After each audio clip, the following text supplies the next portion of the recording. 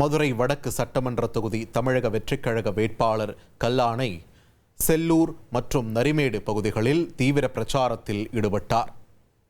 மக்களிடையே பேசிய அவர், மழைக்காலங்களில் பள்ளிகளைச் சுற்றி சாக்கடை நீர் தேங்கி நிற்கும் அவலம் தொடர்வதாகவும், கடந்த 5 ஆண்டுகளாக சட்டமன்ற உறுப்பினர் தொகுதியை எட்டிக்கூட பார்க்கவில்லை என்றும் கடுமையாக சாடினார்.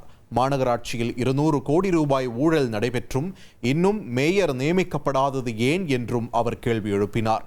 கவர்ச்சிகரமான இலவசங்களை நம்பாமல் தொகுதிக்கு உண்மையான வளர்ச்சி அடைய தனக்கு ஒரு வாய்ப்பளிக்குமாறும் அவர் பொதுமக்களிடம் கேட்டுக்கொண்டார்.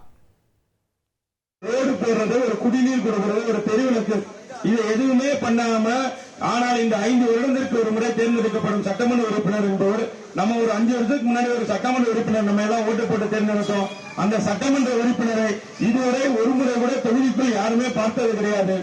சரி, ஏற்கனவே ஓட்டு கேட்டு வந்தப்ப பார்த்தாரு, இப்ப ஓட்டு கேட்டாரு வர்றாருன்னு பார்த்தா இப்பவும் ஓட்டு கேட்டவர் வருவது கிடையாது.